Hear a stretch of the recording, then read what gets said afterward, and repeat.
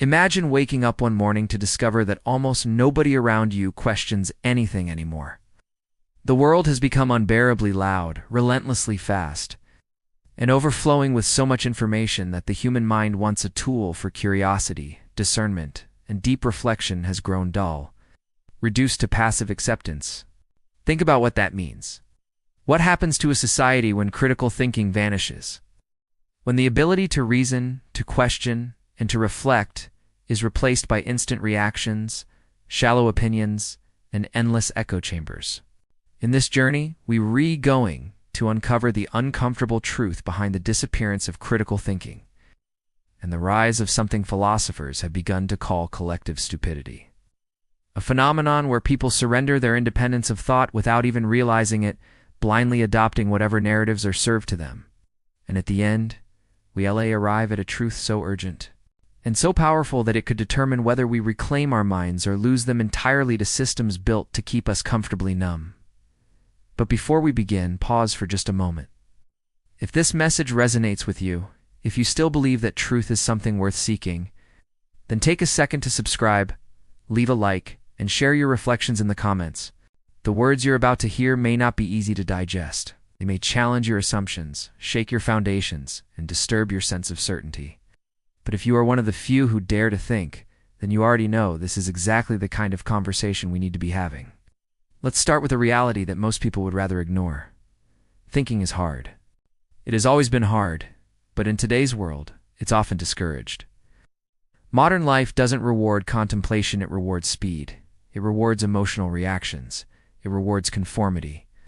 And this shift isn't an accident. Algorithms are built to feed you what you already agree with. Educational systems often prioritize memorization over exploration. Workplaces and media outlets condition us to follow instructions, repeat slogans, and move quickly without ever pausing to ask, but is this really true? Decades ago, Noam Chomsky warned about this in his analysis of media and propaganda. He spoke of the manufacturing of consent, the idea that power structures, need to force obedience with violence. If they can simply train people to agree without questioning. When a population consumes without reflection, when it nods along without understanding, it becomes easier to manage and even easier to deceive.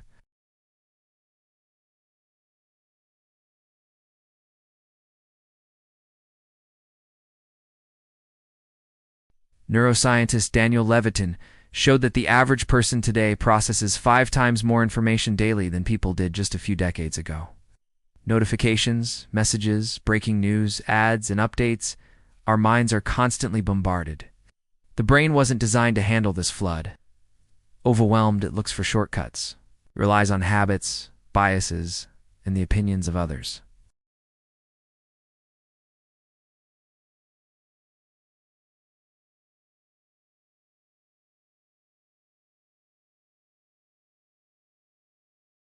And it's exactly how collective stupidity spreads. Not because people are inherently unintelligent, but because they've been conditioned to mistake signals for substance. Another subtle but devastating trend is the decline of deep reading. Neuroscientist Marianne Wolf has shown that our brains are being rewired by digital media. We skim, we scroll, we multitask, we click away before the end. But critical thinking demands something different, requires patience, sustained attention. The ability to sit with an idea long enough to actually analyze it. Ask yourself honestly, when was the last time you read an entire essay or book without checking your phone? When was the last time you heard a provocative statement and paused not to react but to think? These habits are fading, and with them, the very conditions that make reflective thought possible. Carl Sagan once warned that we live in a society exquisitely dependent on science and technology, yet very few people understand either. His worry wasn't just ignorance, it was the erosion of the very capacity to think critically about the systems we depend on. And he was right, because in a culture dominated by opinions and outrage, the quiet act of thinking clearly becomes not only rare, but rebellious. The truth is, critical thinking isn't just intellectually demanding, it's emotionally uncomfortable. It forces us to admit what we don't know. It shatters illusions. It creates tension between what we believe and what reality suggests. This clash, called cognitive dissonance, is deeply unsettling. And in a culture that worships certainty, identity, and confidence above all, few are willing to endure it. Instead, we defend our tribes. We cling to slogans. We cancel those who threaten our worldview. We trade dialogue for dogma. Because when people stop thinking, they stop questioning. And when people stop questioning, they become vulnerable to manipulation, to fear, to propaganda, which leads to an uncomfortable question. Who benefits when you stop thinking for yourself? The answer becomes clearer when we look at the systems around us. Take education. John Taylor Gatto, an award-winning teacher and critic of modern schooling, argued that compulsory education was never designed to nurture independent thinkers. It was designed to create predictable, workers-obedient, compliant, efficient. Schools teach what to think, not how to think. Originality is rarely rewarded. Curiosity is often punished. From a young age, the message is reinforced. Follow the rules, regurgitate the right answers, and don't ask too many questions. This conditioning doesn't stop at graduation. In adult life, it only intensifies. Workplaces value harmony over truth. Even in our friendships, questioning the consensus risks exclusion, so we stay silent. Silence becomes complicity. And over time, complicity becomes the norm. Psychologist Eric Fromm captured this perfectly in his book Escape from Freedom. He explained that many people secretly long to surrender their freedom of thought, because real freedom demands responsibility. When you think for yourself, you can no longer blame others for your ignorance. You must face uncertainty head-on. And for many, that is too heavy a burden. It feels easier to surrender to let someone else decide what's true. And then came social media. What was once a tool for connection quickly evolved into a machine for manipulation. Algorithms thrive on outrage, division, and speed. They reward instant reactions, not thoughtful reflection. They encourage echo chambers, not dialogue. They amplify whatever keeps you scrolling, not what makes you wiser. The slow, steady voice of reason gets drowned out by noise. Marshall McLuhan warned decades ago that the medium is the message. The tools we use to receive information don't just shape what we know, they shape how we think. In today's mediums train us to be quick, shallow, and reactive. Truth itself has become distorted. It no longer matters what's accurate. What matters is what's viral. This is the tyranny of the majority in its cognitive form, not political but mental. Truth becomes whatever enough people believe loudly enough. So how do we resist? It starts with better questions. Instead of asking, what's popular? Ask, what's true? Instead of, what do I already believe? Ask, what assumptions am I not seeing? Instead of, who agrees with me?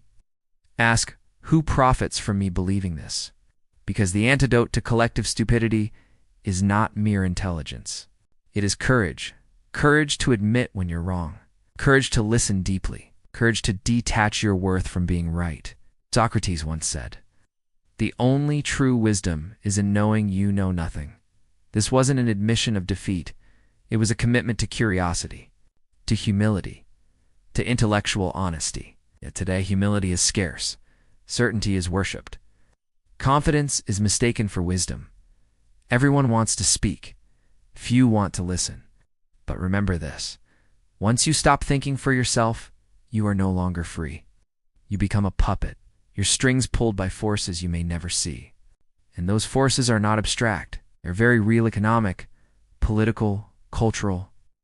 They are the corporations profiting from your distraction, the politicians feeding on your outrage, the institutions thriving on your obedience. When you reclaim your mind, everything changes. You see through the illusions. You stop being a passive consumer of ideas and become an active seeker of truth. This is what the world desperately needs: fewer loud voices and more deep minds. People willing to live with complexity, to embrace uncertainty, to hold the tension between opposing views without collapsing into tribalism. But, let's be clear, critical thinking is not just about questioning society. It's about questioning yourself. Why do you believe what you believe? Where did those ideas come from? What fears or insecurities keep you attached to them? As Carl Jung said, people will do anything, no matter how absurd, to avoid facing their own souls, yet this inner confrontation is the essence of true thought. Because critical thinking isn't just an intellectual skill, it is in many ways a spiritual act. It is the act of honoring truth over comfort, growth over certainty, freedom over approval. It means keeping your eyes open even when the light burns. And yes, it can hurt. But reality, however uncomfortable, is the only foundation upon which true freedom can be built. When you begin to think this way, something extraordinary happens. You notice the difference between information and propaganda, between education and indoctrination, between connection and performance. You begin to lead not through noise, but through clarity.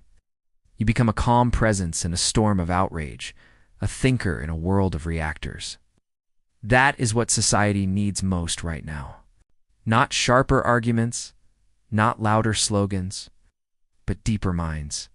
People are willing to say, I don't know, but I'm willing to learn. People willing to prioritize understanding over victory. If you want to change the world, start by changing the way you think. It's not because it's easy, not because it's popular, but because it's right. The rise of collective stupidity is not the disease, it's the symptom. A symptom of fear, distraction, and fatigue. But every single time you pause to reflect instead of react, every time you choose clarity over comfort, you push back against that tide. So as we close this journey, remember, the most revolutionary act you can commit in this moment is not to shout, not to conform, not to repeat, but to think. Let others sleepwalk through slogans and screens. Let them trade freedom for validation. But not you. You are awake now. And once you awaken, you cannot go back.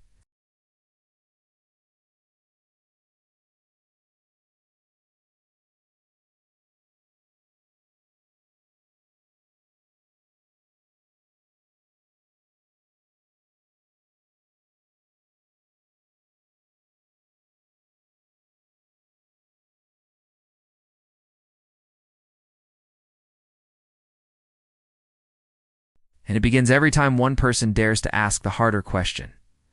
Let that person be you. Stay curious. Stay awake. And above all, keep thinking.